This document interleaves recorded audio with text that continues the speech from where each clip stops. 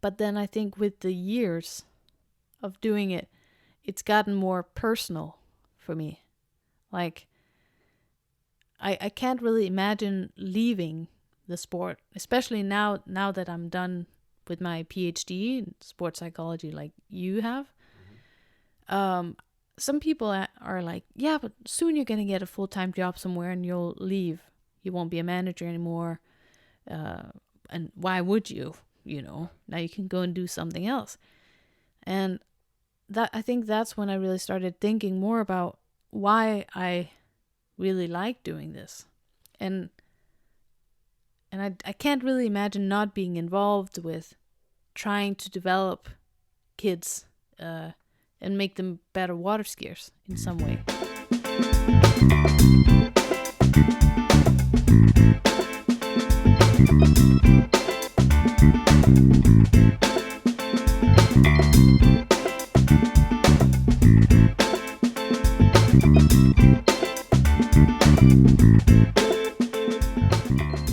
Hey, what's going on, Waterski world? Welcome back, or welcome to the Waterski podcast.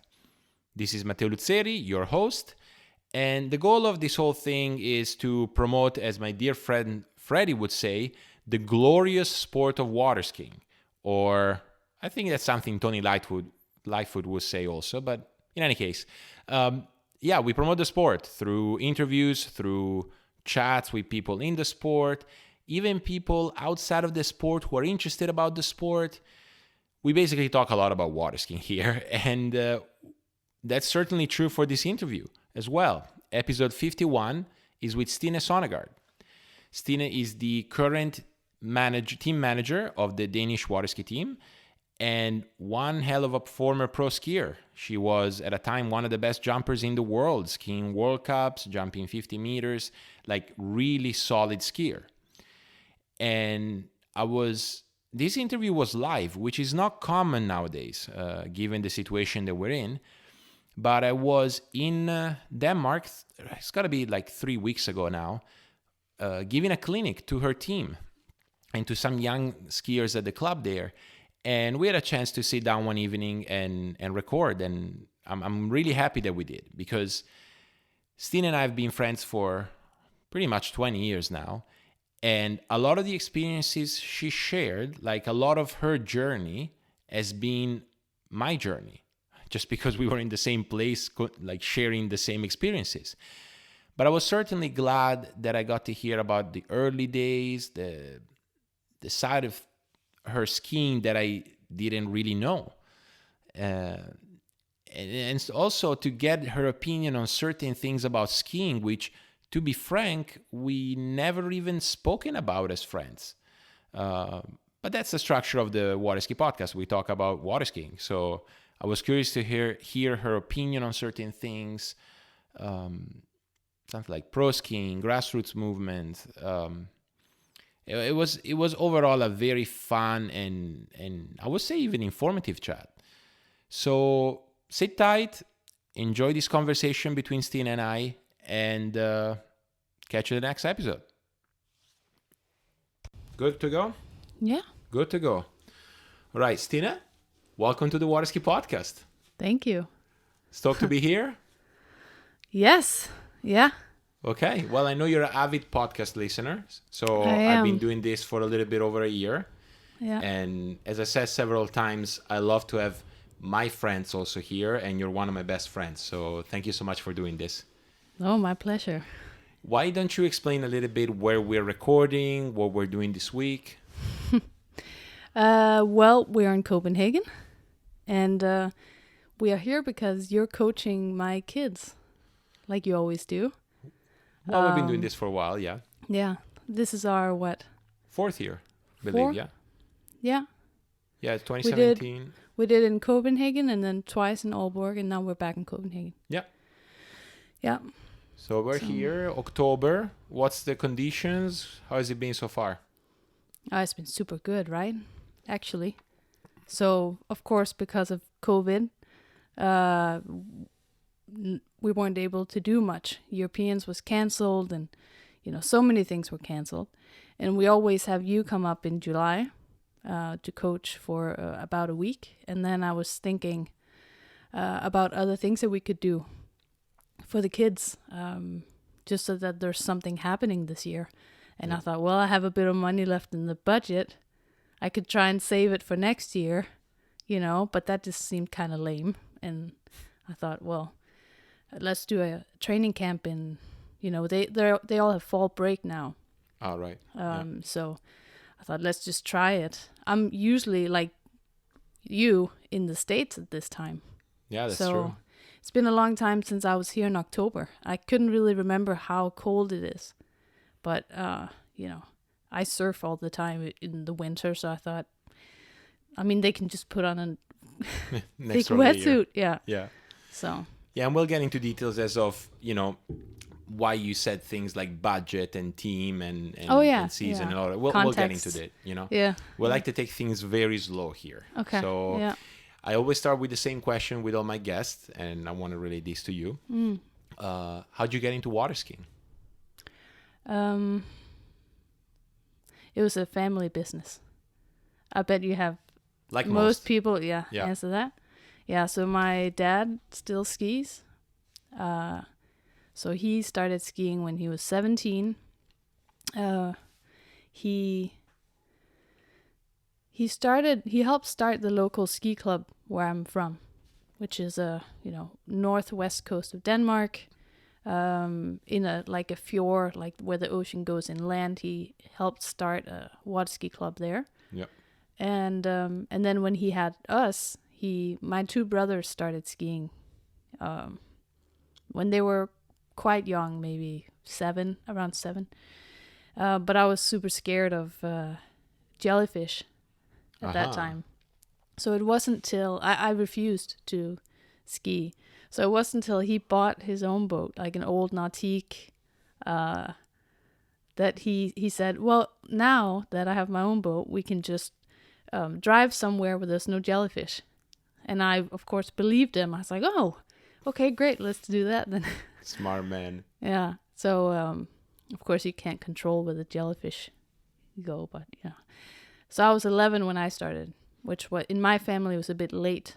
Yeah. Yeah, and that's how it started. My dad still skis, so it's still a family thing. And how long did it stay a family thing before it became, I don't want to say contrived, but like, okay, slalom course, buoys, tournaments. Was it like a progression or? It stayed a family thing for a long time. Because if it wasn't for my dad and how, for some reason, he was just so dedicated to helping us get really good. Mm-hmm. Like, he would drive with us to the ski club, which is like an hour and a half away. He would do that just all the time. We'd spend the weekends up there, and after school, I remember him picking us up, and, you barely have your butt in the car, and he's taken off, Right. Because we have to go ski. And he sent us to McCormick's when we were super young. And he didn't even know what McCormick's was. He'd been there a little bit just for a week or something. And then he was there with my brother in 97. And Patrick McCormick goes to my dad and says, why don't you let Rasmus stay here? Just leave him here. And basically that's what he did. So my dad was always really good at grabbing opportunities when they came. And then he sent me and my brother over there again. No, that was in 97, so it must have been even earlier that they were there the first time. But so in the beginning, it was just my dad. Yeah. And I think in the Federation, at that time, they were kind of getting a bit tired of my dad. Okay. Like Klaus Kasser, the famous Danish jumper, Jesper Kasser's brother. I remember hearing rumors that he didn't really like my dad back then because he would call him all the time and ask him all these questions. Where should we go? What equipment should we get? And, all these things. So it wasn't until I think I started skiing with the national team when I was 16. So. Yeah. So until Something like then, it that. was dad, like Yeah. figuring it out. Mm-hmm.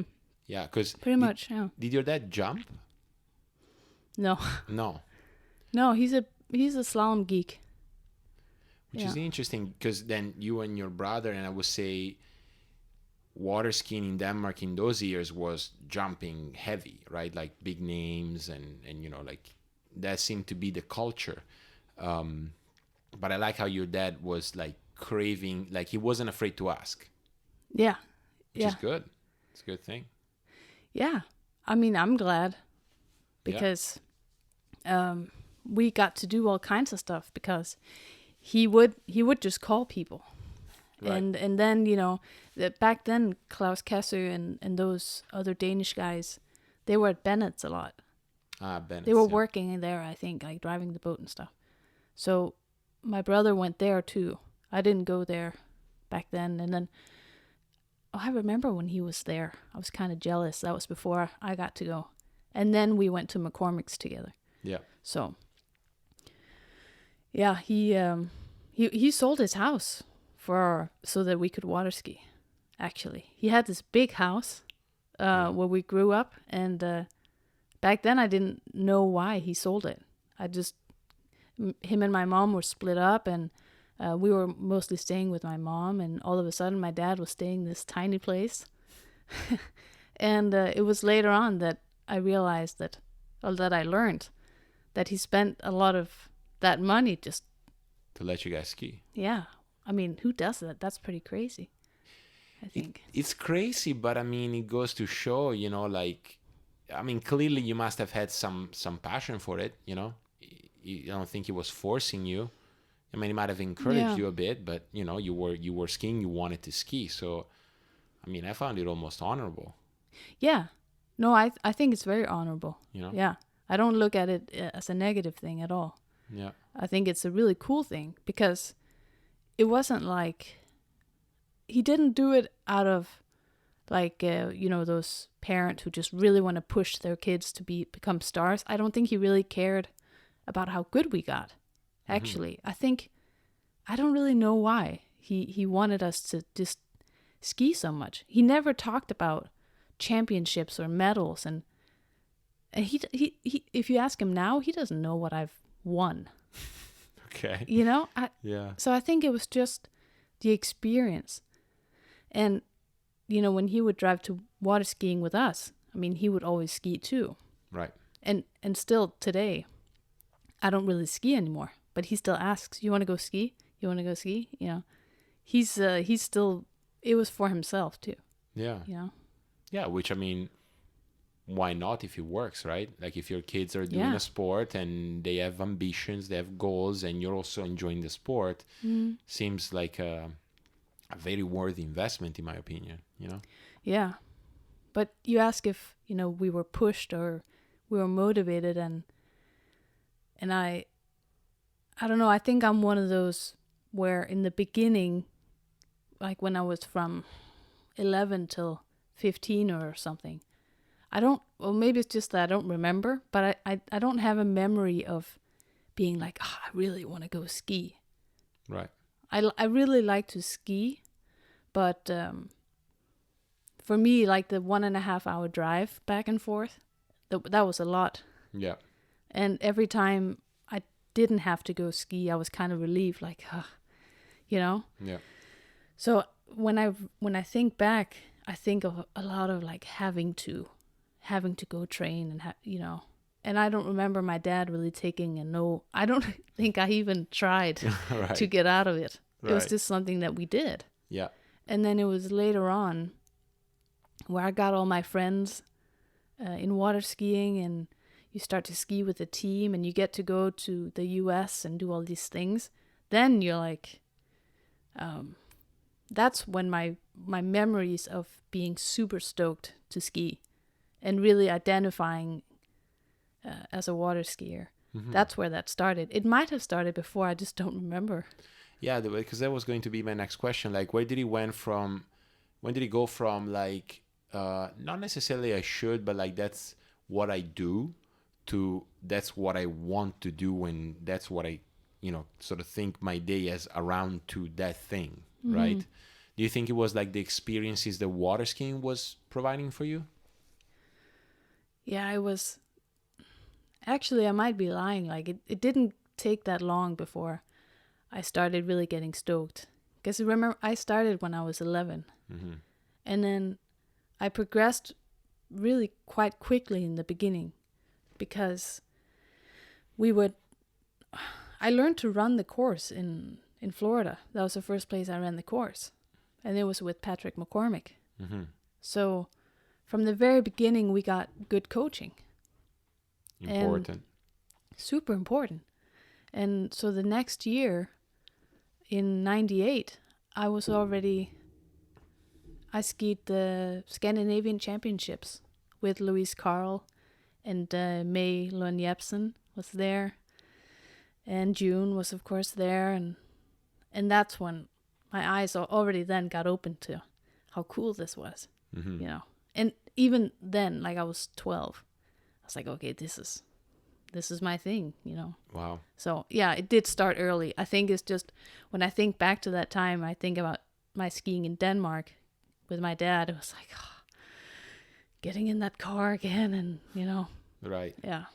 Which, I mean, I think that's one of the things that maybe we, or at least in my podcast, but maybe I'm wrong, but like the challenges of training, you know, just like get in the car, find a way to get there. You know, we're in Denmark, it's October, you know, it's 10 degrees. You have to put a big wetsuit on and bucket of hot water on the dock. Like it's sometimes not easy to train. You know, it's not just like lily pads and flowers and PBs. It's like there's a bit of like how can I say, like The sacrifice. like a sacrifice, you know, to it, which, you know, even if you're not from a place that it gets cold, like it's still a sacrifice. You are sacrificing things to pursue betterment in your sport, and water skiing is like any other sport in that regard. Yeah. I think it might be like that everywhere in the world. But of course, I know we'll get to that. But of course, now I sort of coach and manage the kids in Denmark. And man, it's so complicated for them. Even the ones that ski here in Vallensbæk, you would think that's close to the city. Many skiers have been to Vallensbæk and they know it's pretty accessible and it's a good club to ski at. Yeah. Still, some kids, you know, they still have to drive almost an hour. And they have to have parents drive them. You know, you can't drive here until you're like 18. So, and the skiers over in Jutland too. It's really hard for them to ski often because they have to wait for their parents to be able to go. Right. It's not really on a day-to-day basis. There's no organized training. Yeah. Yeah. So it's tough. Yeah, there are challenges, you know. There are challenges, and yet you push through them, and you started to compete beyond Denmark, right? Yeah. What was your first European championship that you remember? What was my first?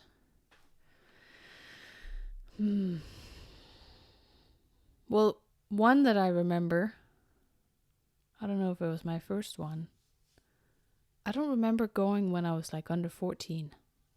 But under 17, I remember we were at one in Belgium. Yeah, 02. That was in 02. That was my last year as a junior. Yeah. So I was definitely there. Is that where I met you? Mm-hmm. Okay. Yeah. 02 Vilvoorde. Yeah. Well, we had to braid your hair for your initiation. No, that was 06 Vilvoorde. That was U21s. Oh, yeah. Because I was just thinking that I felt like I was older then. But yeah, okay, we were there twice. Yeah, we're there twice. Yeah. For U21s in 06 and U14 for me, U17 for you in 02. Mm-hmm. So you must have skied like Austria 2001. I have a terrible memory. Where was it at in Austria? I think it was maybe Lendorf. See, or I don't Linz. think I was there. I have a slight memory of being pissed that I wasn't there. Okay. Okay. But I don't know. Yeah. Well, so let's go to Vilvoord. You know, Yeah. U17 Europeans. Yeah. How did it go for you? Not that good. I think I jumped 36 meters, and Marion Matthew Yeah. Ellis, or however you say her name now, Yeah. she went 40. Yeah, she went 40. So at that time, if you're a junior and you jump 40, you're pretty untouchable. Yeah. So she was quite untouchable, and I got on the podium, but I don't. Well, so I'm saying that it didn't go that well. That's okay. Now I sound like an asshole, but I just remember that I didn't really kick the ramp, or at least people afterwards were like, "Why didn't you kick the ramp?" And I thought, well, I think I did as well as I could, but just people who didn't, like Per Hogging from Sweden, who had skied with me at McCormick's, he was there, and he was kind of giving me shit for not kicking the ramp. So that's why I'm thinking I could have done better. But Yeah. I think actually I got silver after Marion. I have a picture of us on the podium, silver or bronze. Okay. So back then, she really dominated under 17, and Nancy Chardin, I remember she was tiny. She's still not very tall, but back then she was even tinier. And she was under 14, and she had a speed suit on, and Yeah, I remember. she jumped yeah. 30 meters. And I just thought, man, she kicked the ramp like I'd never seen before. Yeah, you it's know? true. Man, yeah. Yeah, she had that sort of like squirrel like laying over the ski already from a young age, you know? The what? The sort of like the flying squirrel Oh, yeah. like lay on the air. Like Yeah, she had yeah. it from since those days, Yeah. you know? Yeah, I was super impressed. Wow. Okay, so those are the scores. What do you remember? Like, did you enjoy going abroad for tournaments? Like, did you like that aspect, you know, wearing the tracksuit of the Team Denmark and Yeah. meeting people from other countries? Like, that sort of thing that Yeah. comes with junior Europeans, you know? Yeah, I really loved that part. Like the social aspect of the sport. Yeah. I've always loved that. Okay. Where some of my teammates, even though they liked it too, I think it didn't seem to me as it didn't strike them as hard as it struck me, you know. Like May, she seemed pretty chill. Like, yeah, she liked hanging around people, you know, but then she also seemed to look forward to going home, you know. Right. She was more like centered. Yeah, okay. Where I was just going nuts, like running all over the place. I thought everything was just so cool. Right. Yeah, so I really, really like that. Because I think that's such a key experience in a lot of the young skiers, you know, in Europe, you know, the junior Europeans, U14 Europeans. You finally get a little bit outside of your shell, right? Because there's not a lot of international tournaments for kids, at least not anymore, outside of that. And you get to meet other kids. You're like, that social aspect to me is super important in a junior European, which Yeah. I know, digressing a little bit, I know that's why you were so stoked that the Scandinavian championships occurred again. Remember, you were talking about it 2 or 3 years ago with me, how Yeah. they were coming back for the juniors and U21s, and like I think that's Yeah. important. I think it's super important. And whenever I've brought kids to Europeans, I always sort of hope that they just run off, Right. you know? Not like, you know, at the party that they just run off and go crazy, but just that they, at the lake, that they'll mingle a little bit. Because I think there's going to be hard times, especially when you're a teenager. Like you turn 17, you're in high school, there's parties every weekend. People are developing socially. And, you know, we both studied psychology. We know that those years are super important from a developmental aspect. Yeah. So you have to get it from somewhere else. if you're skiing all the time. And I think for me, I would think about the skiers that I knew, that were my friends, both on the national team in Denmark, but also internationally. And you kind of have that bond, and it also helps you stay motivated for many reasons. And one of them is, well, if I don't keep training and get better, then I can't go to these same events and see these people again, and be part of that world. So I think to me, it was a big motivator. And I know people who are more in it just for themselves, or just to get better or whatever. But to me, the social aspect was a big thing. Yeah, and I think you nailed it. Like in those years of like 16 to 20, that's where we lose a lot of skiers, right? Like to life, And I think that's if the social aspect of international water ski tournaments is a motivator to stay in the sport and to improve possibly, well, the better. To me, it's a positive thing, right? Yeah.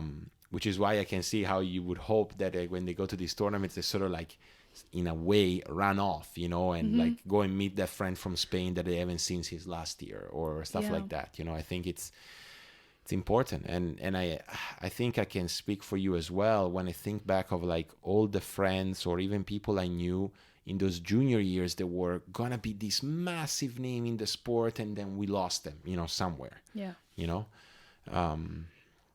Makes you wonder, like, what if they enjoyed that aspect a little bit more? What if it wasn't just all about performance and buoys and meters, and also a little bit more about, shooting the shit a little bit, Yeah. I mean, who knows what was happening for those people? That was so good that you just lost.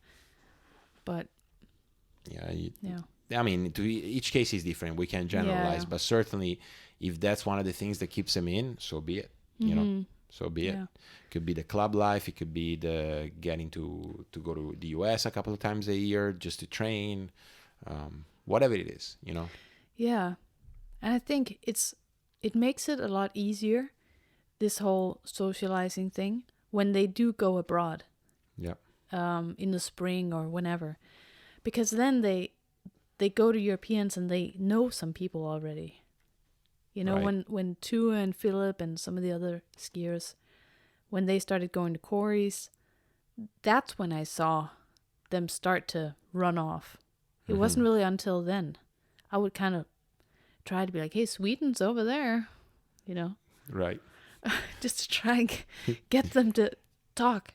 And but since they started going abroad, then they just run off with each other. So that helps. And that was a thing for me, So I was at McCormick's, and then I would see people that I saw there, and that helped. Yeah, I was just going to jump there to how that reflected for you when you were young, but I guess we know each other too well. You were going to go to where the question I was going to ask you. Speaking of those years, so you're junior, you're good, despite you don't kick the ramp, but you're good. You're second at Junior Europeans. How did the progression go for you? Like into U21, like were you still improving? Man, yeah. I had such a good year my first year of under 21. That was probably my best year, honestly. Mm-hmm.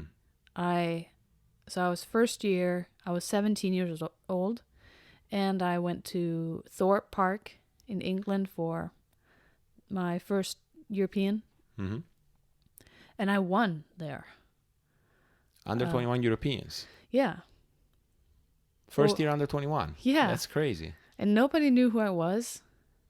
I didn't know what to expect at all. But in the prelims, I took the lead in the prelims. And I just, I think I jumped 45 something meters.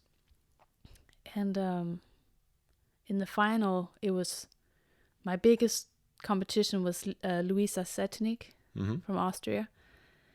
And I just remember standing on the dock, and I was just so green at that time. I didn't get nervous or anything. I didn't expect anything. Right. And she was a few years older than me. And I remember seeing her, maybe my memory is failing me, but I remember that she was sort of crying on the dock because she was nervous, I think. Louisa, if I'm wrong, please, I'm sorry. But I remember looking at her thinking that she's nervous, but I think she had a lot of pressure on her. And I was just a little bit baffled by that. And I think I was just so naive, sort of. And I went out and I won on my first jump. Like, just boom. Okay. And my coach at that time, Klaus Kassu, at my first jump, he just cheered like crazy. You know, he was so happy. And I was so happy, too. And then I had my second jump, and it wasn't as far. And then I remember I saw him after my second jump, and he just all of a sudden looked so serious. And he was like sending me signals to focus. Like, focus, just get yourself together. And I was like, why? So you did know that you had won after that first jump? Yeah, but then I was like, what's going on, you know? I didn't jump further on the last one, you know, because my focus was gone. And it wasn't until I got in that the announcer had said that if I jumped just a little bit further, it was the European Championship record. Ah, okay. So that's what he wanted me to break, but I had no idea. So yeah, and at that point, you know, like you won, like yeah. the emotion settles in, you know, like. Yeah. I mean, 17 years old, you know, in England, you win your first year. Like, what the hell just happened? Yeah, exactly. Like, I felt like the most social person in the world that day. Yeah, I bet. That was a pretty good day. That's a good day. Yeah, that's a definition of a good day. You Yeah. know? Winning on the first jump, last off the dock. Yeah, yeah. I believe, because I knew I'd won, so yeah, last. So, what do you attribute that to? Just like being green and naive and no expectations, or did you improve a lot that year? Like, I did improve a lot that year. So, almost 10 meters from my second last year as a junior to my last year. And then almost 10 meters from my last year as a junior to first year under 21. So I did improve a lot at that time. that's... And Wow. the year just got better, I think, because then we went to Chile for the under 21 Worlds. Mm-hmm. And there I was up against Joy Todd and Regina Jaquez, but I didn't really consider myself. Like, I had no goals. Right. But then I remember I jumped 46.6 and then 47.7 in the final. And back then that was pretty far. Yeah. And that was a new Danish record too, under 21. So I was having a super great day there. And that's an amazing sight, right? Yeah, Down it at is. the Mirandas. And then Regina, of course, goes out and is Regina. And she went 48 something. And I thought, all right, silver medal at the Worlds. That's pretty cool. And then, out of nowhere, I don't even remember her name. This Australian jumper. Karina Nolan? No. No, not her. Carissa? God. It sounds like Karina Nolan, but it's, I think, no, it's not Carissa. The name is Kelly? Well, look, let's Anyway. keep going. Probably in 20 minutes, you're going to Okay. remember the name. Well, anyway, her PB was 40 meters. All right? 40. Yeah. She went 49.9 in the final And won. and won. So I was having a good day. You know, Regina was having a regular day for her. But then this Australian girl just went 10 meters further than she'd ever gone before. And I felt cheated. It's like, what the hell? Where did that come from? But I was so happy for her. And of course, I was happy to get bronze. Yeah. So That was 2003. That was a really good year. And you asked what I attributed that to. Of course, back then Ray was already in the picture. Okay. So he was coaching June and Jasper and all those guys, but he was also coaching me.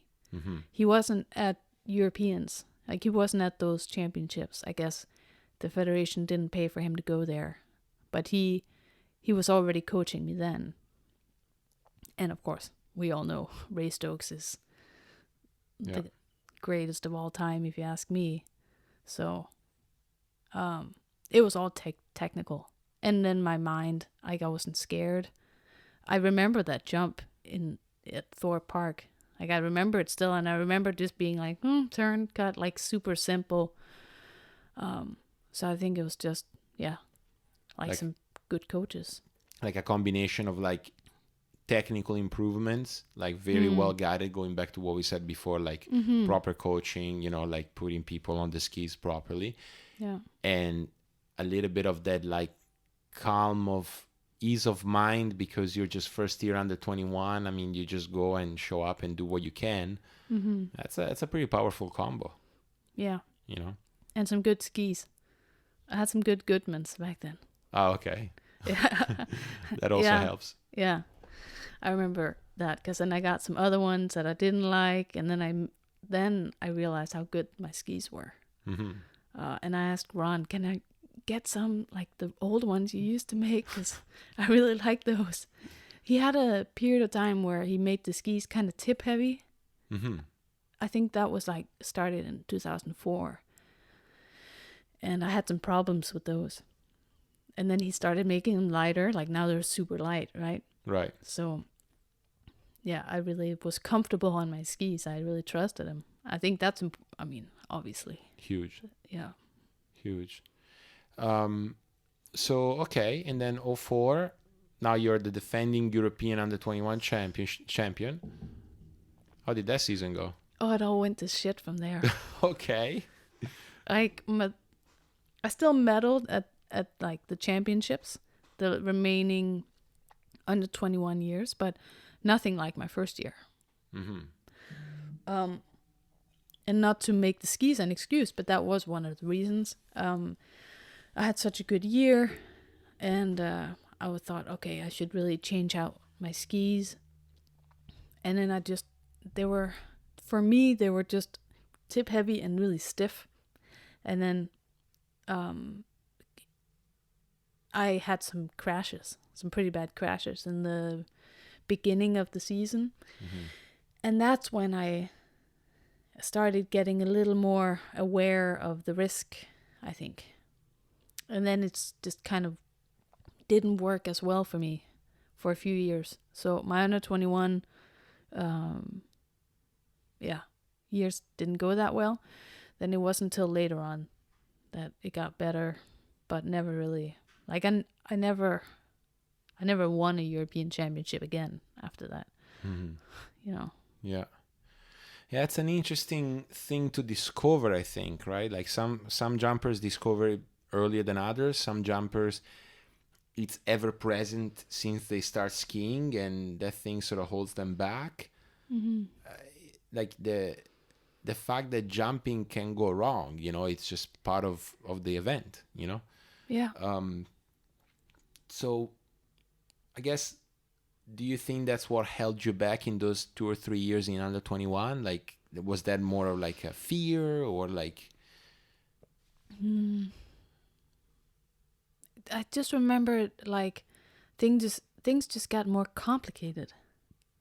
Okay. You know, like, maybe if you have a couple of crashes and you don't feel just as comfortable on your skis, and you're also not really going as far.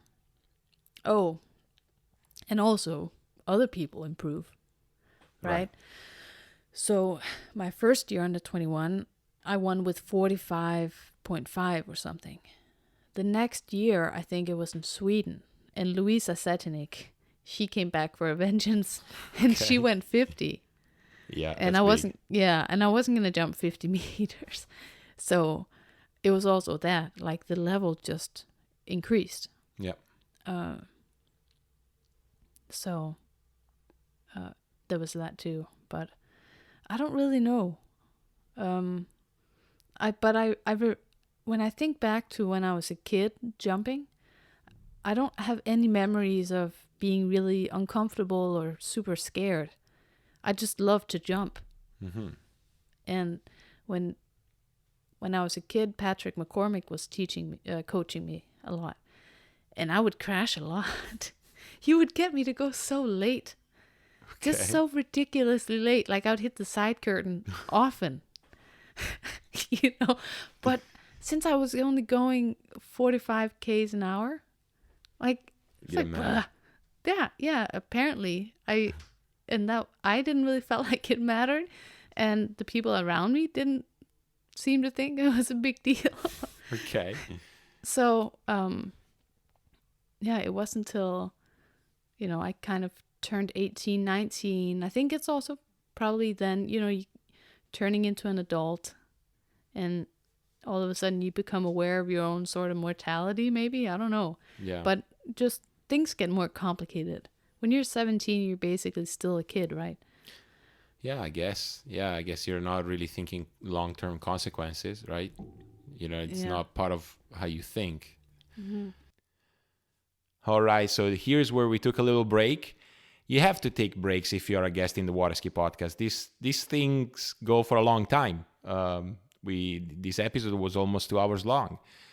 So taking a chance to let you know, using this break, that this episode, like many other episodes, is brought to you by the Flowpoint Method. Flowpoint Method is the online waterski training program developed by Jenny Rabaugh and Marcus Brown, one of the guests of this show. Now, usually I give a little quote about Marcus, but I might have to start giving some about Jenny as well. But because I don't have many, I'll just say that I saw the two of them spending a good amount of days building a super dope fire pit outside of their house at the ridge. So these guys don't seem to be able to just sit on a couch and have a coffee, relax a little bit. And among the many things that they got involved with is the creation of this program. And they covered it all: technique, fitness, nutrition, mindset, a truly holistic approach for people who are truly committed to take their skiing to the next level. I love it. I believe they have the right approach. I'm part of the postseason program that we're currently in until end of November. I'm doing all the exercises I can. We are in lockdown here in my region, so I'm a little stuck at home, but I'm doing what I can to keep up with the program. And I mean, they have daily updates, even like a huge library of videos, instructionals, writings. It's now you can really remove the guesswork and get the most out of your time on the water. Now, if you want to become a member of the Flowpoint Method, you can do so by going to thewaterskipodcast.com/Flowpoint Method, one word, or you can click in the link in the show notes. Again, thewaterskipodcast.com/Flowpoint Method. Now back to the interview. All right, so I really want to ask you about eventually the transition to college and the World Cups before that. Before we get there though, we spoke about, juniors, under 21s. Was there anyone that inspired you at the time, or some kind of role model in skiing that you had, someone that you would look at them and kind of get you going and motivated?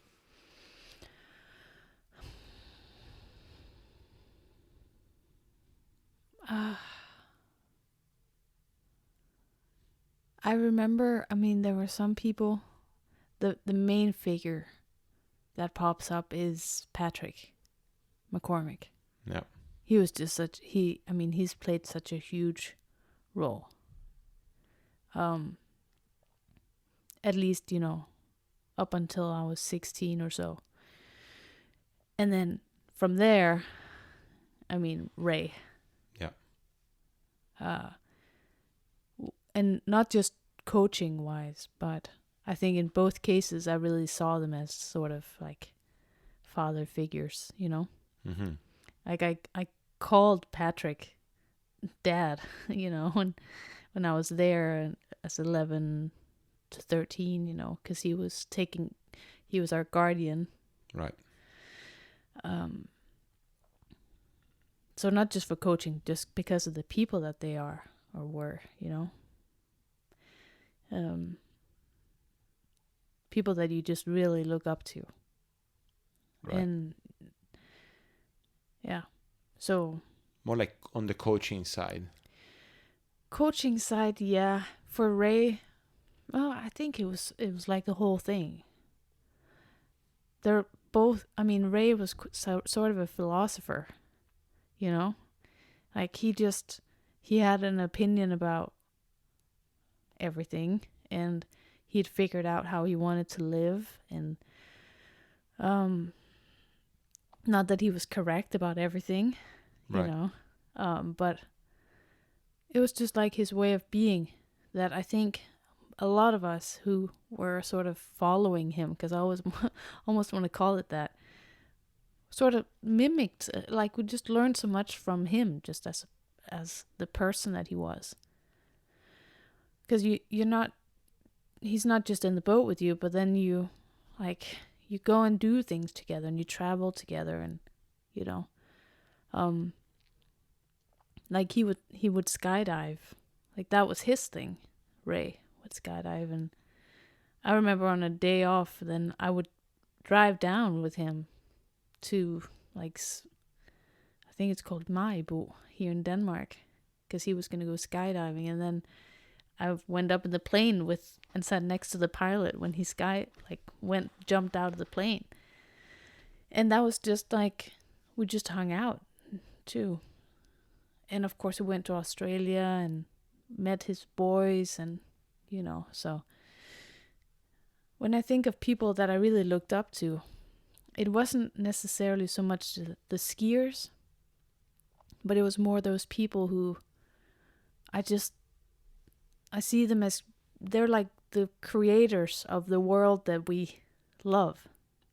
Yeah. Like if it wasn't for Ray, we wouldn't be able to do what we did, because he would make us get there.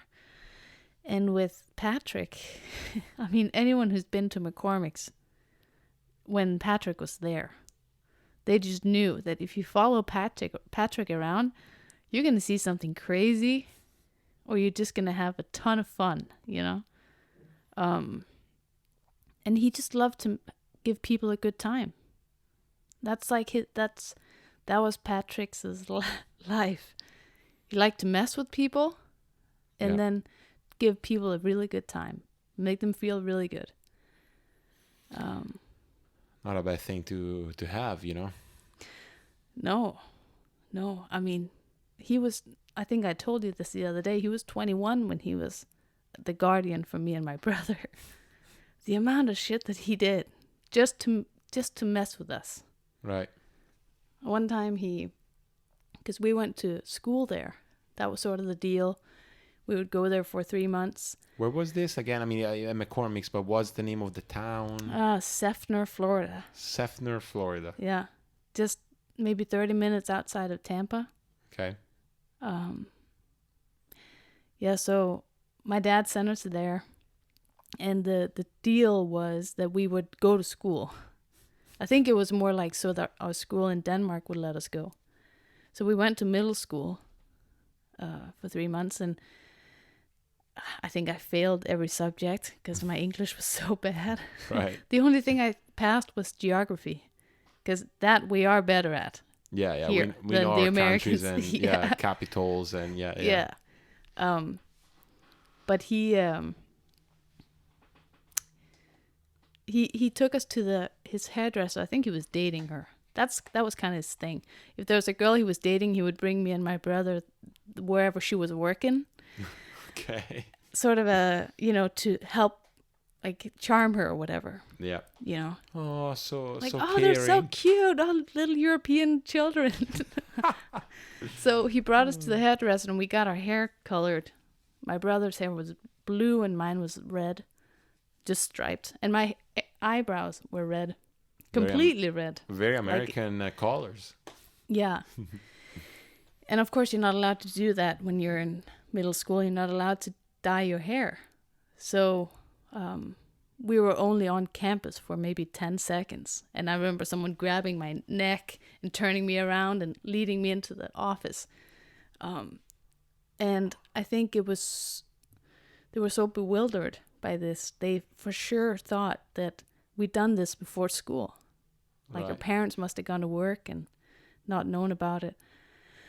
So they call Patrick up and tell him, sorry, your kids are here. They can't be in school. You have to come get them. We would rather not tell you over the phone. You should just come down here, sir. And then 15 minutes later, he walks in the door with bright green hair and a big, like your beard. Yeah, right. Like big green beard. And they just look at him. And they look at us and they just say, just go. Just go. And we thought it was amazing because we were out of school for, at least a week until the color was out. But just to do something like that, and it was a regular thing. Right. That he would do something super funny with us or prank us in some way. And I'd be in class and all of a sudden they'd say over the speakers, Stinne Søndergaard, please come to the front office. And he would be there. I'd be like, hey, Patrick, what's up? Oh, I just didn't think you should be in school anymore. And then he'd take me back to the lake, To get shot on the side curtain. Yes. Yeah. And just those people that are in the sport that just make it so fun. Yeah. That make it something that you never forget. Man, like if you have that chance to be that person for young water ski kids or anyone, that's so cool. It is. And a lot of people get so caught up in their own stuff, which we all tend to do. We're also focused on ourselves all the time. My career, my future, all this stuff. Yeah. And then you have someone like that. Of course, Ray he had his career going, but they all just made it so enjoyable to be in the sport. And there are people like that, Yeah. Like they're around and they're the ones that are running the ski schools. I think right now Corey's is a great example. Corey and Adam, two of my skier from here, he goes there every year, and I think Adam and Corey are those people for him. Yeah. I think they're out there. So they're like amazing skiers too. And Patrick was a great skier. But they're focused on other people. Yeah, giving back and making sure that people have a good experience, like I think, and I think, to different degrees, the sport might lead people to do that, I mean, it's a sport that you have to do with someone. You can't do it alone. Like at the very least, someone has to drive you, right? Yeah. And in situation where you are a little bit, like a ski school or a club or, where you have a group of people that is there just mingling around, waiting to get a ski set, you do get opportunities to have that sort of like, giving out and mocking and, everything else that comes with like people that have the same passion outside, waiting their turn to do it, essentially. It is peculiar in that way. Like you have to do it one at a time, but you can't do it alone, right? Yeah, yeah. And if you turn a water ski business too much into a business, then I think you lose that. I worry that those places are becoming more rare. Yeah. So, yeah. That's a good point. I think it's an important aspect. Like I'm super sad that McCormick's is not really running as it used to. But things change, But yeah. Yeah. Yeah, things change, and then for one reality that goes away, another one shows up, and But I think the communal aspect of skiing, I don't think is ever going to go away. Even if we'll Mm-hmm. have robotic boats in 10 years, like it's not going to go away. I don't think. No, because people are still gonna need a place to stay, Yeah. right? And they're gonna need food, and someone's gonna have to cook that food, So then you're gonna need staff, and so the thing is still gonna run, right? Yeah, I think that vibe is still going to run, Yeah. with the due differences, but it's still going to run. Mm-hmm.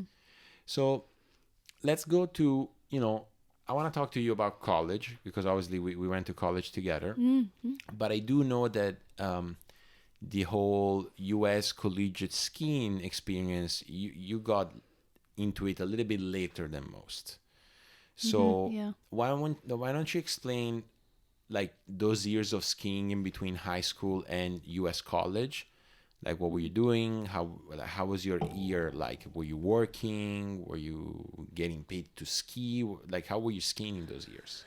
Oh yeah. So back then, when I was around, maybe from like 17 till I was 22, we had great funding here in Denmark, and I wasn't getting like a salary, but I was getting pretty much my water ski expenses covered.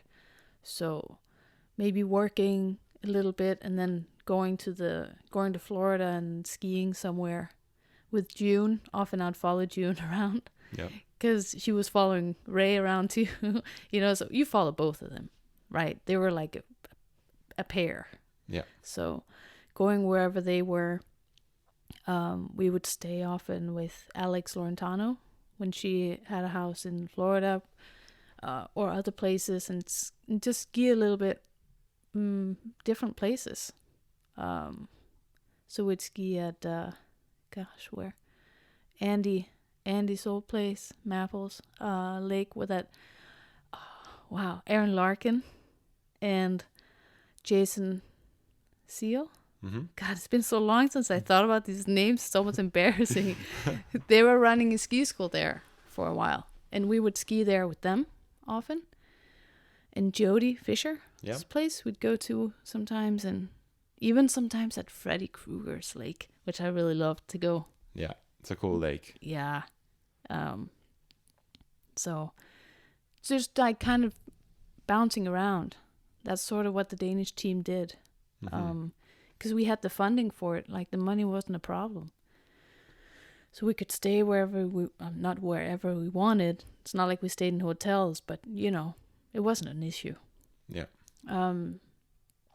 So that went on for a while, and then I would work a little bit, and, when I was at home. So that was sort of the thing for those years, until some Italian guy, from what I remember, talked to me about a scholarship. That's true. I think in Sweden. Sweden Europeans. Yeah. I just realized that because I just thought about it. And you recruited me now for 2 college experiences. Yes, yeah. Yeah. I guess. Yeah, so that was Sweden in 2008. But you didn't come. Oh, yeah, you came there. Like that. Yeah. That fall, like the month later. Yeah, it all went really fast. Yeah. There was a Russian girl that was supposed to go, so she got a scholarship. Was it Russian? No. Italian. Russian, but skiing for the Italian team, and then dropped out. Yeah. Yeah, and then I got her scholarship. That's true. And I didn't even have time to take the TOEFL test. Like, I just went there. Yeah. And it worked out. So that's how fast it went. Like, I didn't have time to do that test. I think it was 3 weeks. And basically didn't look back, right? Now it's like, and then 11 years later. Yeah, exactly. Yeah. Exactly. Yeah, that's true, because like Europeans must have been the usual August something, and uni starts end of August, so it was like, okay, yeah, go. Yeah. That's true. And did you have an idea? Because I've said often, like, I had no clue about what collegiate water skiing was. Like, all I knew was you go, you do some tournaments for your university, you get school paid if you're good enough, and you get to study and pay your studies. Like that's kind of like the naive idea I had, but I didn't have a true idea of the experience of collegiate water skiing teams, nationals. Did you have a better idea about that, or like did you know sort of how things ran? You know, I want to say no, that I didn't have any idea, but Louise Carl and Mikkel Ratche Anderson, they went to Lafayette. Yep. Right? So I knew from them a little bit. I knew what they'd done. So I think that's what made the decision easier to make for me. Because I don't remember thinking very much about all those things. I just said yes to it and went. And I think it was because of them. Knowing that they did it, all right, it's probably good, you know? Yeah, Luis was my first roommate that year, like the year between like when I started and when you came. Mm-hmm. Yeah, it was me, her, and John Mommer. But yeah, so how was the first year, 2 years? Like, I mean, I know kind of like by osmosis because I was there, but I guess like how was that experience for you? Was it what you expected? Was it less? Was it more? Oh, so much more. So much more. So much more. I'm so happy that I did that. Because if I hadn't done it, okay, what would have my studies have looked like? Going to the University of Copenhagen and then doing some studying there and then going to ski after class, right? So my classmates have no idea about my sport and like completely separate worlds. Yeah. And in Denmark, it's not like we have a university doesn't have a mascot. Right. Or, what's the colors of the University of Copenhagen? A brick? I don't know. You know, I don't know. It's just not a thing. Yeah. And in the States, it's like your whole identity. The university just absorbs you, and you become a raging Cajun or whatever, and you start wearing red and red lipstick, and you color your hair red. And what the hell? Why do you do that? It's just I mean, I'm sure it's a very basic human thing, the tribal thing that you just get to live out for those years, and then you have this group of skiers who you live with and you train with and you party with them. You do everything. You just become each other's family because we were all away from home, right? Yeah.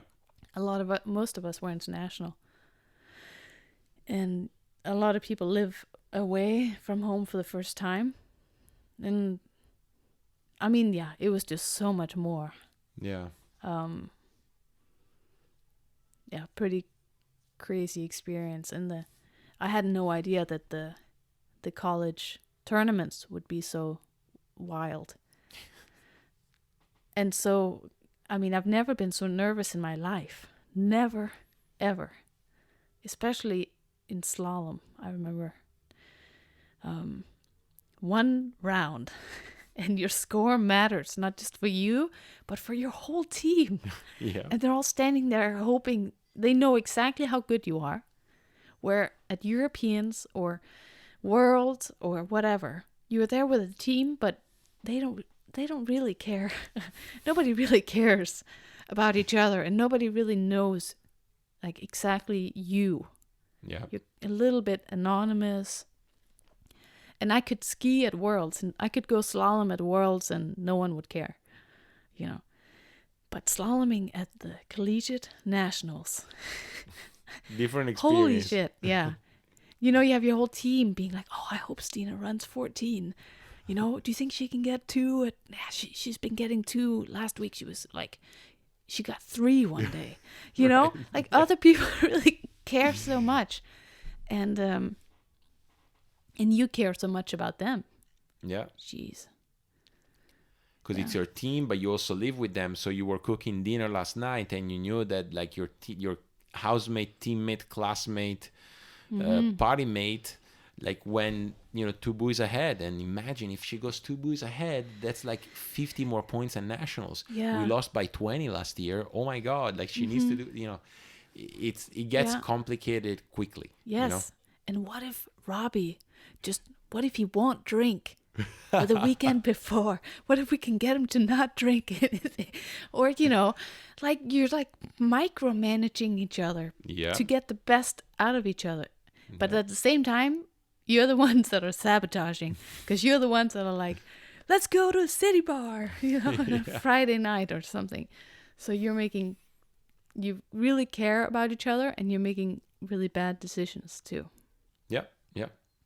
Yeah, I mean, bad decisions for your skiing, I guess, like you're making the decisions that every college kid would do, but like they won't make you the sharpest at 9 a.m. jump round at a spring tournament, Right.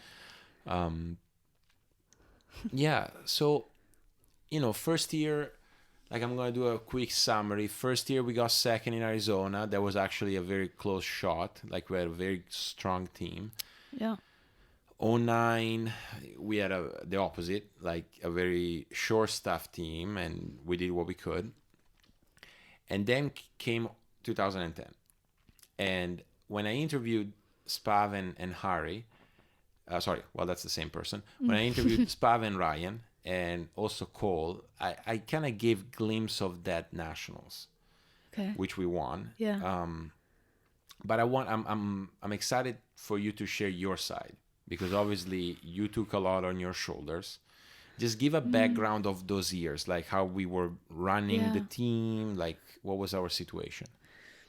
Yeah, so we went from having Scott and Linda, last name? Jones. Jones, of course. Yeah, so Linda Jones is the daughter of the founder of the team, right?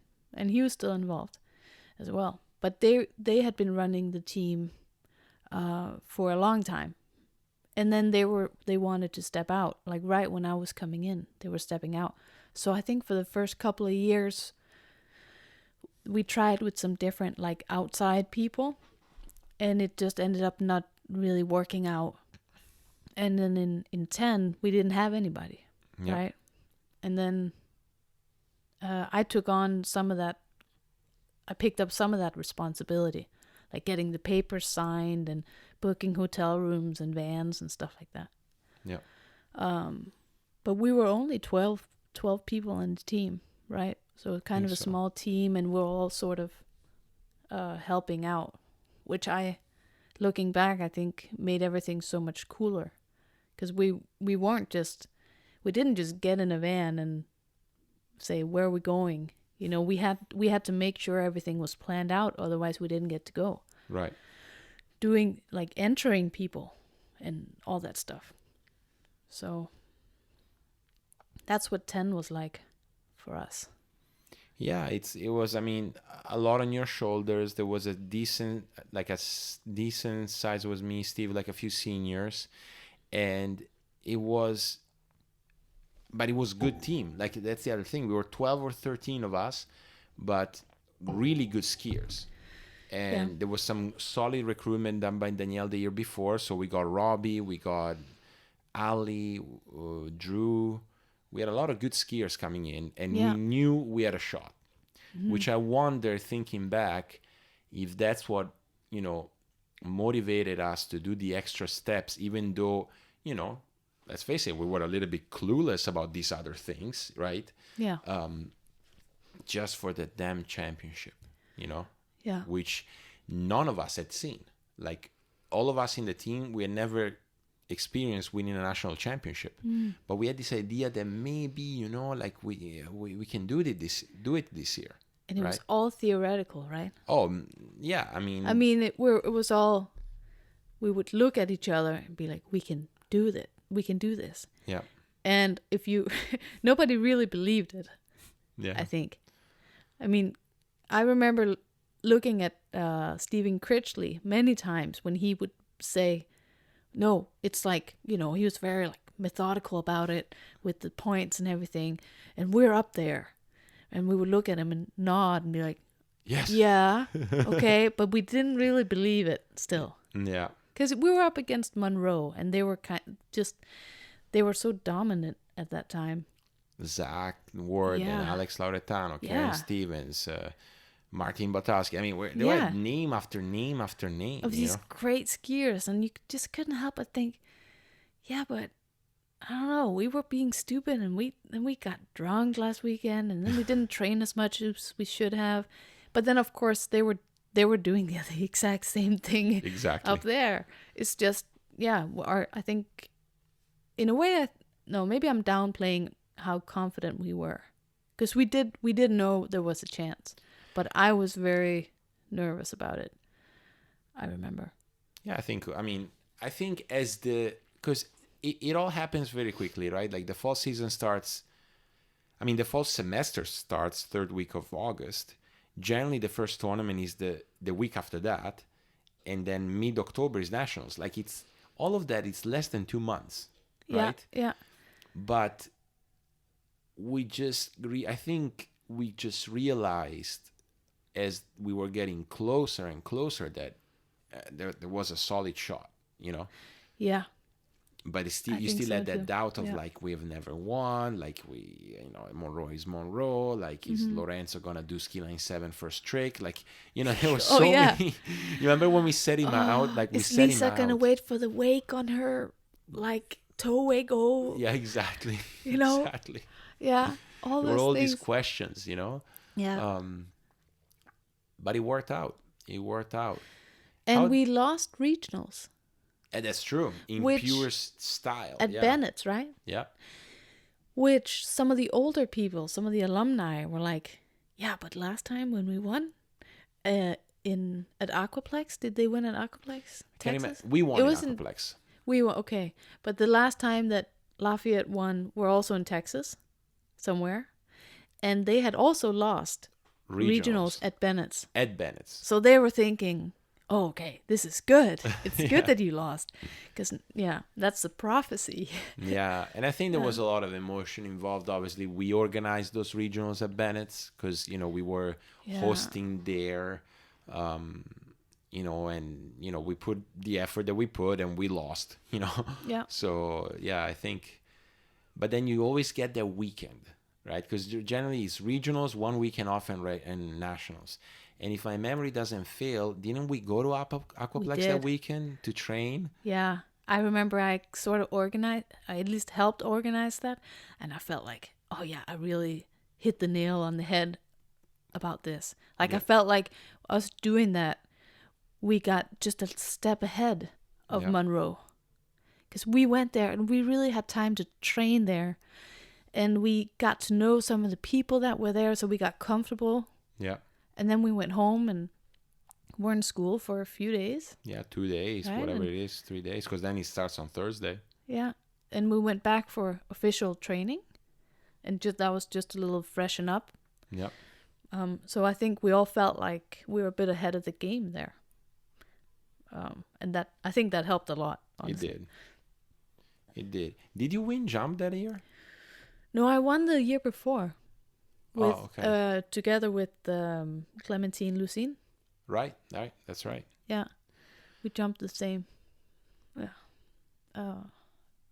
Yeah, but it's interesting. Like at the end of the day, like, because I remember skiing so bad in slalom, like that year that we won, and obviously I was upset for the reasons that you need to be upset. Like I didn't give points to the team. Like we're further down than we should be. Blah blah blah. But then you win as a team. And I've asked others this before, but I want to hear your perspective, especially given that you were like also kind of like managing us in a way. What was that for you? What was it like winning as a team? I mean, I think I want to say it was almost like the best day of my life. That sounds like pretty crazy. Like, oh, she obviously doesn't have kids, Okay. But I think just everything just came together for us as a team. Yeah. And we just worked so hard for it. And I was so extremely nervous. I couldn't even watch you guys trick. I would walk down at the I remember. second lake, and when you were tricking, I would walk away, and I'd have my fingers in my ears, and I'd look down, and I would just walk, and I'd just keep walking until I heard cheering. And then I could breathe, Yeah. you know? And it just kept happening. I kept hearing these cheers. And like everything just went like it should. Yeah. And when everything comes together and we did have a really good team, but we didn't have a very deep team. Like we were five people, you know, in each event. And Yeah. so we couldn't afford to lose anybody. There's not a lot of room for mistake, you know? Yeah. There really wasn't, right? And then when Garrett Carver was out in last rotation in jump, which I think was another brilliant idea. Yeah. Because he wasn't our best jumper, but we had figured out, because we had been there before, that last rotation jump, they're going to get the sun right in their face. So Steve, who was our best jumper, he would go, was it first rotation? No, went fourth. Remember, He he went went fourth. fourth. I think if he landed like a 160, we knew that we had won. Okay. And I think he landed the first jump. We won. Did the second jump, and I think he had another attempt to try to win the jump event, and he just didn't even take it. It just came to us in the shore. Okay, yeah. So that's when we knew, okay, that's it. Yeah. And then Carver just went out just for fun. And remember, he Right. tried his first double cut there. Like he went double cut, and we were And like, we're- yeah, dude, go double cut. Yeah. And then we all ran into the water, you know, and I'm pushing Robbie Linares into the water. And I realized he has his watch on, I think. And I'm like, Robbie, wait, your watch. And then he yells, it's waterproof. And then I just push him in with everybody else. And that was just such a great experience. And all the guys went and got cigars, all you guys, Yeah, we did. you know. And then at the ceremony, you know, when they announced third, and then when they announced second, and really you don't really know until they say Monroe. Right. And then, you know, we try to contain ourselves because it's not really appropriate to be cheering too much. But then people from all the other teams, all the other tables, like the Texas teams and, you know, people that we didn't even know, they get up from their tables and they make this, what's it called? Like an archway? Yeah, like With their what's arms? it called? Like a tunnel? Yeah, like an arm tunnel. I don't know. Yeah. And then when they announce us, we all have to run through this tunnel to get up to the podium. And I Yeah. think that was super touching to me. Yeah. And you could see that these people were really happy for us. And that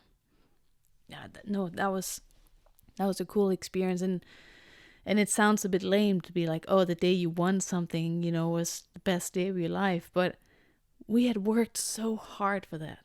Yeah, that's true. Yeah, Like it was all that. I don't think it's lame. I think it's. I think the fact that it's a team's thing, you know, in a sport where team doesn't really make sense, collegiate water skiing makes it have all the sense. That's all it matters. You know? Like I said it before, like, you know, Sean won 2 times. He skied Collegiate National twice and won twice in slalom. But what made me super proud is that when I called him to congratulate, the first time he was happy. The second time he said, this doesn't mean anything. I want to win the team championship.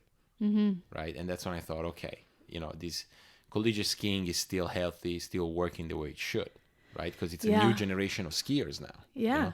And it could be that all of a sudden the individual championships, like the individual wins, are going to matter more, which I hope it doesn't go that way. Yeah. Because you're right.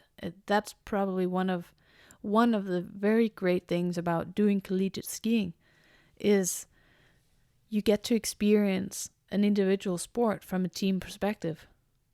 And that, I think that's got to be pretty rare. Like a lot of people here play soccer, you know, and all they know is the team. Yeah. And I imagine they probably can resonate with that experience of winning something and just being so happy. There are other good things about regular water skiing when you win something for yourself that like, it's not like I would rather do soccer, because I Right. think the individual part is super cool for its own reasons, but it's very nice to get to experience both. Yeah. And I encourage all my teenage skiers to do it. And I'm even with the, Maisa, who you're coaching this week, and she's 12. Right. I'm right. like talking to her like, you're going to be a great overall skier. She is a great overall skier. Yeah. But if you keep up all your events and, you can go to college and be a college skier one day. And she's like, oh, yeah, I'd like to do that, Yeah, she's barely in middle school, Yeah. Yeah, no, Yeah. it's cool. Yeah. But I have it in mind because I would like for them to have the option. And for a lot of skiers, it's not an option to go if they can't get a scholarship, right? No, of course. So, yeah. Yeah. So, what when did your role with the Danish Waterski Federation or Team Denmark, when did that start for you? It's been a few years, no? Yeah, it's my 5th year now.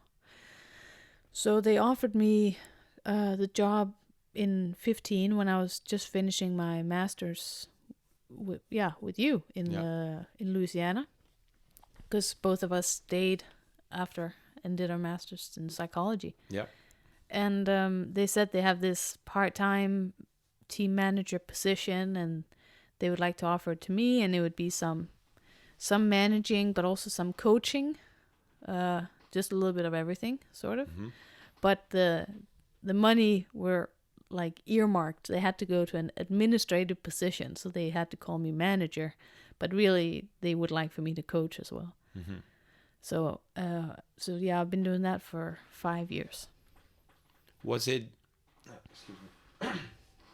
was it something you were stoked about at first? Was it just sort of like a bit of money and then you got into it? Like, what was your early experience? Well, the years before that, I'd been just hired to do some coaching at these camps. So I had been a little bit in the system before. And I honestly, I don't really remember. I think I thought it was sort of an interesting gig. Mm-hmm. It made sense for me to do that. Like, and it's not a lot of money at all, but the tasks made sense. Going to championships and doing the training camps and all that stuff. But then I think with the years of doing it, it's gotten more personal for me. Like, I can't really imagine leaving the sport, especially now that I'm done with my Ph.D. in sports psychology like you have. Mm-hmm. Some people are like, yeah, but soon you're going to get a full-time job somewhere and you'll leave. You won't be a manager anymore. And why would you? Right. Now you can go and do something else. And I think that's when I really started thinking more about why I really like doing this. And I can't really imagine not being involved with trying to develop kids and make them better water skiers in some way. I think I got a lot out of it. I'm not really into the pro world of water skiing anymore. I used to be into that a lot, but I don't really follow it. Like when you talk about pro events and things like that, I don't really keep up with that stuff. Mm-hmm. Like my focus for some reason is more just on them. Like on just Denmark and just the juniors. I think it would be so cool to help them. And back when I was skiing, there was a lot of funding. I got so much just in the time I was there.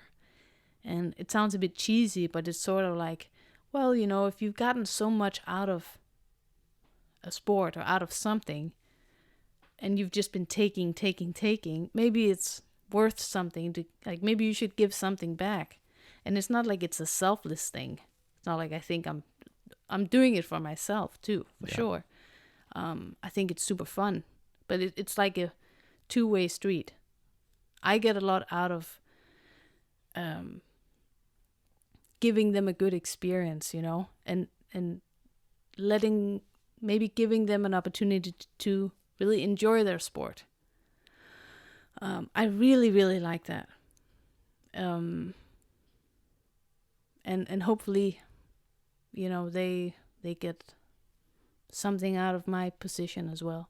I don't know, like this week, just seeing the kids hang out with each other and become really good friends. Skiing with you, they get super stoked, and they're really developing, they're getting better, and that's it for me. Yeah. So yeah, it's gotten more personal, the job, and I don't want it to fall to the ground. Like, I want there to be something. I want it to be exciting to be a 13-year-old water skier in Denmark. Yeah. I want there to be a reason why you want to get better. Because, then maybe I get to go on this camp, and then I go to this competition with the team, and, I want there to be something to sort of aim for. Yeah. Because we don't have a lot of funding. It's really hard to get anything to happen. So there's a chance that, sometimes nothing happens really. Or very little, So, yeah. No, it's funny, like, not to bring it on myself, but I resonate with that, like, yes, now I'm supposed to have a career, and then eventually I'm gonna abandon the skiing gig, Mm-hmm. and there's a lot of expectation about that. But if it's bringing you joy, and your job is helping someone, it seems tough to justify letting that go, Yeah, I feel the same, like, yeah, I could open practice, or, like, go full on in that. Mm-hmm. Or, maybe reconsider an academic position, which we could obviously do. But I have this other thing that, willing or not, has been my life for a long chunk of my life. And now I get to help others, doing it and enjoying it. What? I get a bit of money on top of this to do it as well. Why would I let that go? I'll figure out the rest, but why does it have to be, like, either you do that or you don't do that, Like, you can figure out a way to do it anyway. Yeah. Doesn't it just feel like that's what you're supposed to be doing? Like when you're bringing someone to masters, Dude, so cool. Yeah. It's so cool. It's the coolest thing. And as long if it's getting in the way of something else, then of course that's a problem. And if you don't make anything at all, that's a problem too. But yeah, I get a lot out of that. Yeah, I can tell. I can tell just by watching you in these camps, like, because you're obviously, you're driving, you're helping out in everything, right? And just see, like, today someone landed a new trick, and you threw the fist like I did, and like the skiers did, like, I can see why it has become personal. Mm-hmm. Yeah, like was it yesterday? So the skier who landed a trick, many actually learned a new trick today. But one of the skiers who learned a trick, I talked to his mom yesterday, and he's really new in the group, right? Yep. But I know him. I learned of him just a few months ago this summer, and I hear of this kid who's just skiing all the time in my home club in Aalborg, and his family are going to the lake almost every day, and he's just skiing, and you coached him maybe one set in the summer. One set. And then you coach him here again. Like, I talked to his mom, and they're a little bit unsure if if this is something for him, and we end up getting him into the camp with you, and which a great decision. I think everyone agrees that it was the right decision, because he's a great skier and he fits in with the group really well, and they all have so much fun together, like so much fun. And I talked to his mom, and I basically told his mom yesterday, look, as far as I'm concerned, he's in the group now. Like, so going forward, he's going to be invited to whenever I do something. You know, I have winter camps, like Christmas camps, where they just meet up and they go surfing together. They just have fun. Yeah. And he's going to be invited to that. And I told her next year, if we do something, you know, he's going to be invited too. And I don't know exactly where in the hierarchy, you know, he's going to be. Is he going to be on the actual national team or some other group? I try to be as inclusive as I can. So just getting him in there. And you could tell that this meant a lot to her, because up until now, she had been sort of like my dad was, I think. Like, just, they had to do everything. Drive to the lake, and they're not water skiers themselves, so they're extra challenged. They have to get someone else to drive the boat and try to figure out equipment and who can coach and how does he get better and all this stuff. And you could just kind of see her shoulders fall a little bit, and you could sense it, that this meant a lot. And I think that's the thing, right? That's the thing about this job, where if you can create some opportunities that they want to do, that are worth something, like training camps with you, which are worth so much to them, they just all get developed so much. I like creating those things, if that makes any sense. No, it makes a lot of sense. You know, I can see why, you know, it felt good for you to say that to this mother, right? But I can also see that it feels good because you see the change that he makes. And for this specific skier, I mean, the dude was stoked. You know, he's stoked to be here. He's skiing all events, and he's improved a lot. You know, like I told you yesterday, you saw it. Like, from the skier he was in July, he's a different skier now. I don't want to say because of the set he took with me, obviously, but just a glimpse of seeing what he could be doing, right? Kept the dude skiing every day. Like, I remember he showed up on Monday, say, I haven't skied in a week. Kind of like, you know, like it's 5 years, you know? Yeah. But that means he has been skiing, which is cool, you know? And when he heard that the boat back in my home club is now fixed, it's like, it's about time. It's been broken for almost 2 weeks, you know? Yeah. Mind you, just to put a bit of context to this, it's pretty cold right now to ski. You know, like these kids are like running to the shower, keeping their hands out of the water. Like these guys are troopers, you know? Skiing in plastic bags and wearing rubber gloves. True. On their hands. Yeah, surgical gloves. Yeah, surgical gloves, which they said it helped. But right? I guess, I don't know how they could feel the handle, but hey, you know, whatever keeps them on the water. Yeah. You know?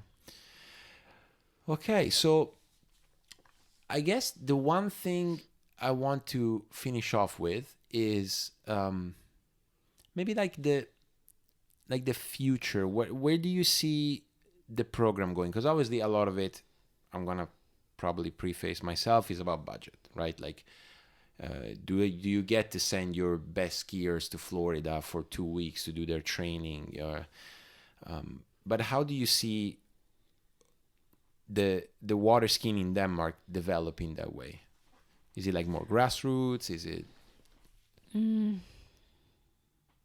I think the more years I have this job, the more grassroots it gets.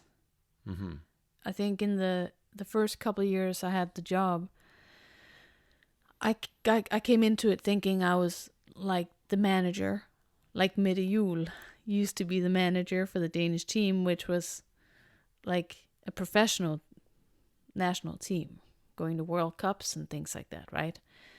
Because we didn't speak about it, but you skied a few World Cups, didn't you? I did, yeah. I didn't go very well. I'm not very good at skiing on rivers Okay. with ferries going around. And I was in Ireland and somewhere in Russia on the river there. Yeah. So I've been around. Yeah, so Most let's places. stop there for a second, because I never skied a World Cup, and you were among the ones that skied the last few World Cups that the World Federation did.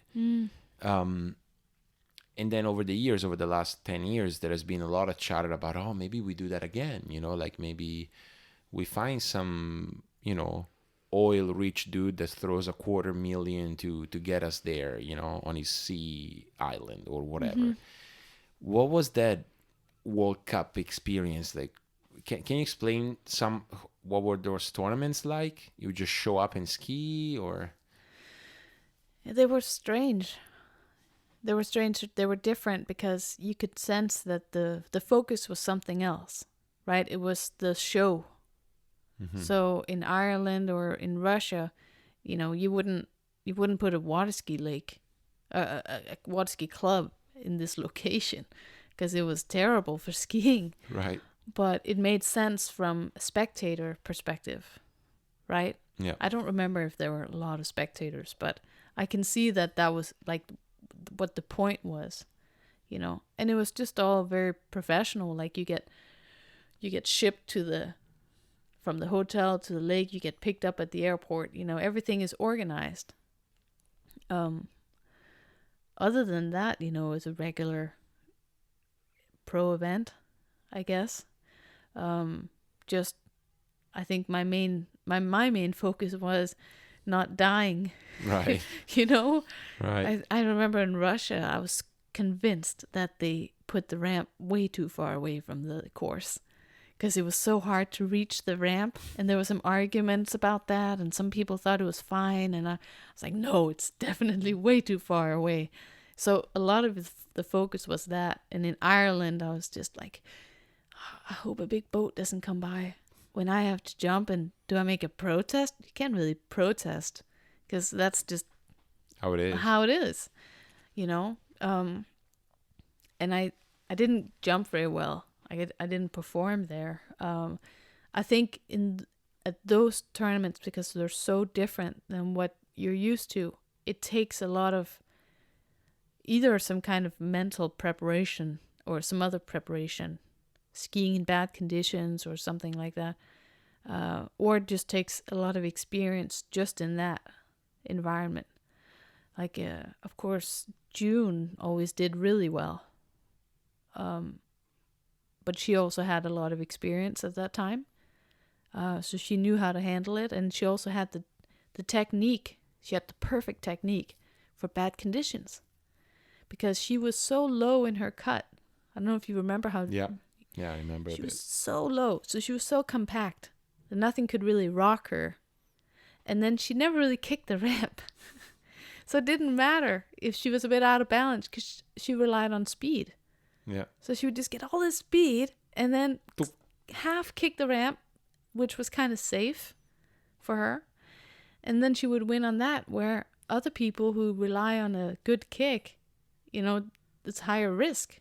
Yeah. At those tournaments. So she really had it down. Right? Of course, her and Ray worked a lot on that for years, right? So those are tough. And the people that really perform well at tournaments like that, they're a different kind of skier, I think. Mm-hmm. Because doing a world championship at Swiss, if you're able to just focus on yourself and everything, it's more just your own skill. Where there, it's way more complex in a way. Yeah. I think. Yeah, it's interesting you say, because I remember in those World Cups tend to be in shitty places, which is kind of like where the Worlds have been in the last couple of editions, like Paris was bad. We did the Europeans there 2 years prior, and it was fairly clear that it was bad. And then Malaysia was really bad. A lot of injuries last year. A lot of injuries in jump, in slalom. Yeah, I remember watching the jump thinking, God, I'm kind of glad I'm not. Yeah. Yeah, I was skiing thinking that about slalom, honestly. Yeah. So, like it's a bit sad. It's that whole bag of like, okay, do we make it more visible, but at what cost, right? Like if skiers are getting, injuries left, right, and center, it's not worth it in my opinion. It's not even a conversation. But And water skiing is just such a nerdy thing when it comes to results. Like we want the results too. yeah, We don't just care about who wins.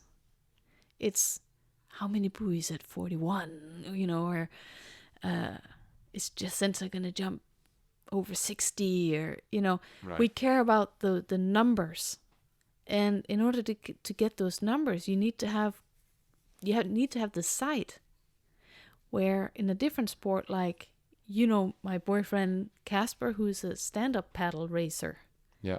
And for them, I think I've seen their sport, and it's kind of a small sport. It's not that popular.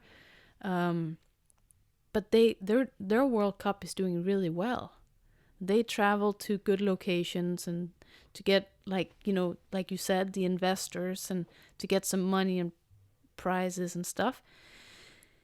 And I think they're able to do it because no one's timing them. Like, no one cares about exactly how fast you were, or it's just about who wins. Yeah. For us, we can't.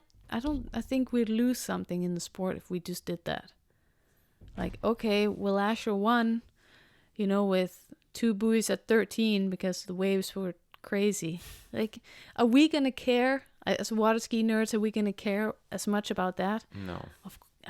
We need to see the extreme, like where we're like, oh, how are they doing that? Right. Yeah, in a place that is relatable to the average water skier that skis in a club where you can actually do water ski. Like, yeah, no, that's true. That's true, and it's funny because, like, in a way, I have been defending that we should be a little bit more placement oriented as opposed to performance oriented, right? Now, of course, within extremes, right?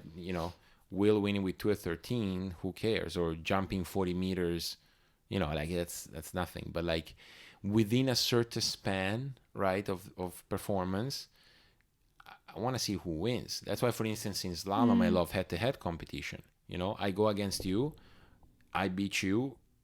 Okay, I am better than you now. I go further. Yeah, obviously maybe not with 2 at 13, but in that, I don't know, 39 to 41 off realm.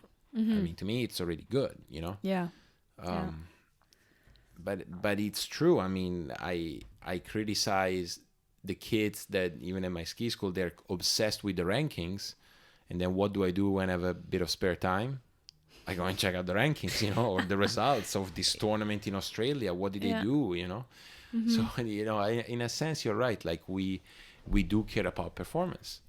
Yeah, you look at who wins, but then where does your eye go? Just Score. A little bit to the right.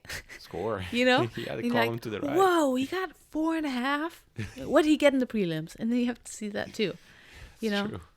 And we care about that. Yeah. And if we care more about just the people that don't know much about water skiing who show up as spectators, say in Malaysia or something, then okay, maybe then it's fine to do it on a river or ocean or something.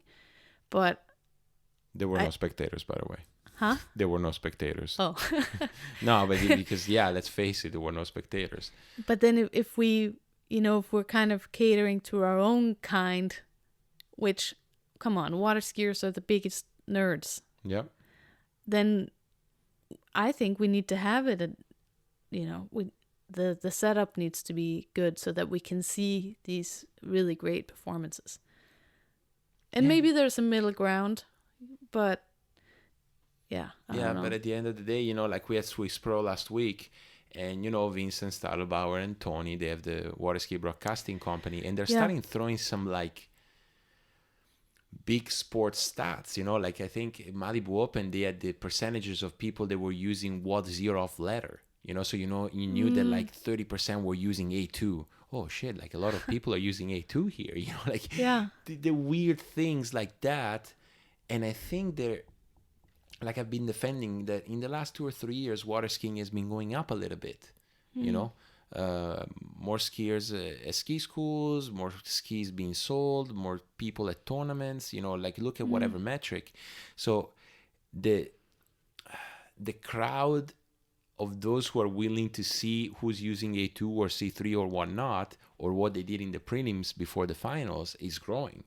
So maybe the model is already there, it just needs more people, right? Yeah. Which brings me to what you said before I interrupted you for 20 minutes.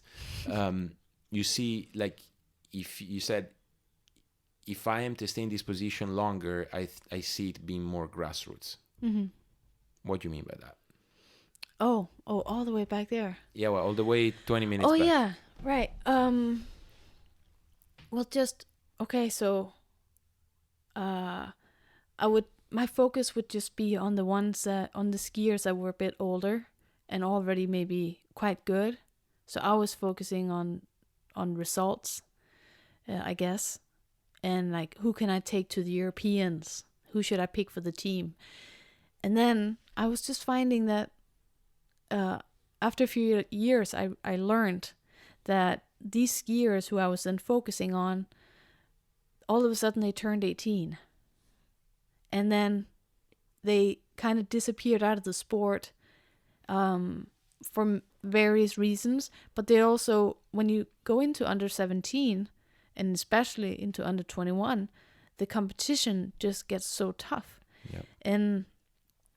And yeah, so it was like I was focusing on them as they were almost transitioning out of sport, out of water skiing.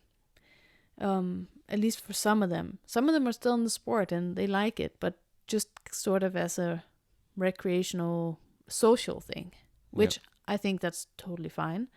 But if I want to, you know, my job is to develop talents. I thought, man, I have to spot them when they're like 10. And I know you're not supposed to, you know, like that's what the newest models and theories are saying, that as a coach, you're not supposed to like say someone is talented when they're 10 and someone's not talented because you don't know, maybe you don't know at that time, but whatever. Like if you have a 10-year-old kid who is running, you know, getting into 14 meters and that's really cool. That's great. Okay, great result. But more importantly, it's the attitude towards skiing that matters so much more. Like some of the kids here that are on the team, they don't necessarily have great results, but they're so dedicated to the sport, and they're just like the biggest water ski nerds. So I'm looking more for those, the ones that just really love to ski, love to train, because who knows what can happen then, you know, like especially in I don't know, discipline like jump, right? Maybe you break through when you're under 21 or something like that. But I just thought, okay, maybe I'm team manager, and I probably came in with this idea that it was I was a manager for the elite. But come on, we didn't have an elite here. We had a few skiers who were doing quite well internationally, like Tua and Philip, Helene, you know, but I can't put all my chips on them, so to speak.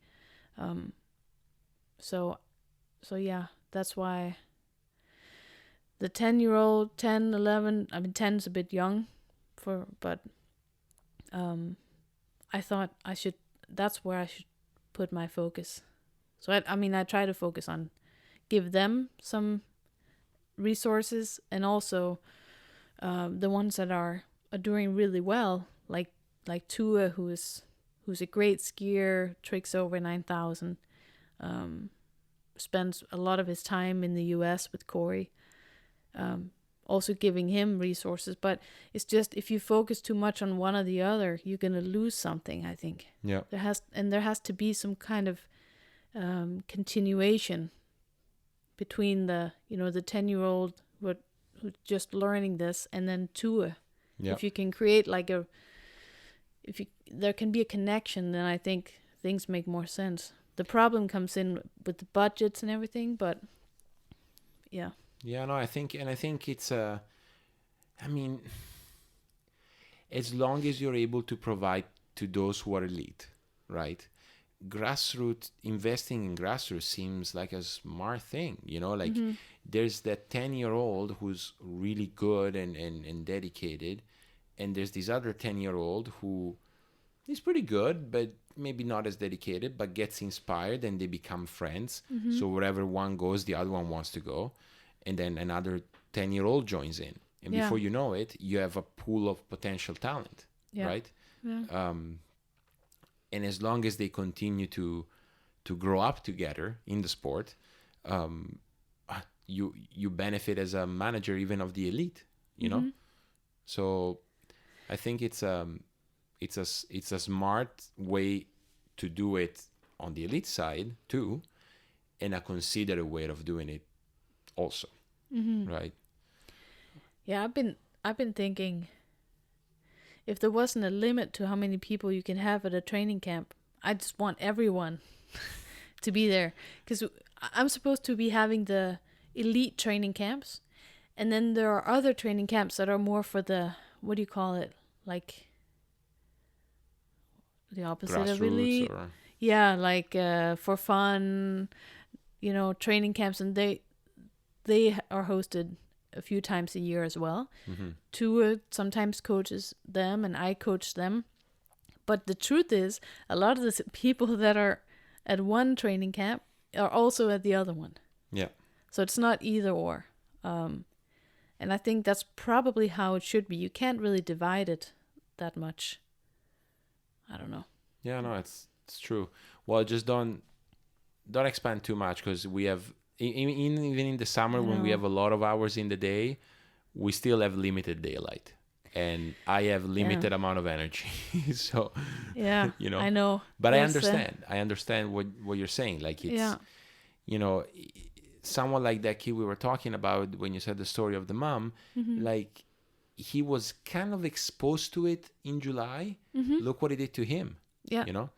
And look what it could do to another kid that showed up this week and saw all this group of people training, and two-way fixing the binding for a 10-year-old, like it's so important, Yeah. And, when in the summer, like the mom told me, like she saw the group and like the group you were coaching, and thinking, well, what does it take to become part of that? And really, if you're a kid and you're just like super into skiing and you're training all the time, there's no reason why you shouldn't be, in my group, whatever it is. I've named it many things. Right now it's named the talent group. And I did that sort of as an umbrella term so that I can include more people.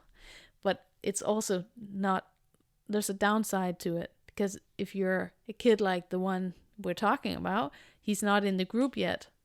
It's like, oh, am I not talented? Right. So, I don't know. I every year I make modifications to all this stuff. And I'm thinking of making some modifications next year. Again, to, include more and yeah. Yeah. And maybe talent group is not the best, because there are certainly talents out there who are not in the group yet. So I haven't come up with a name. No, I mean, I certainly, after coming here for 4 years, and knowing how you manage both on a personal, like experience and just by observation, I just think that Danish water skiing is better off with you working behind the scene and actively also, so no, good job. Thanks. Look, anything we didn't say? Anyone you want to thank final comments? I don't know. I don't know if they're listening. But who knows? I don't know who listens. I know there's a sizable crowd. I guess it's a bit cheesy, but no. If I in light of our conversation, I think it's appropriate to thank just all the people that I've been involved with in my water skiing career, like from when I was a kid at McCormick's, and Ray and the whole Danish team and the team at UL, like all those people, like they just made it. Like it made me super thankful to have spent most of my life water skiing, So yeah, and you included, of course. Like Jesus, I wouldn't have gone to college. I wouldn't have done my Ph.D. if I didn't know you. So well, I don't know if it's a good thing that I involved you into these long undertakings. They're long undertakings, like years long. Yeah. No, but it was a good time, right? Yeah, no, for sure it was. And well, thank you so much for this, and off to more good times. Indeed. Thank you. Cheers. Boom.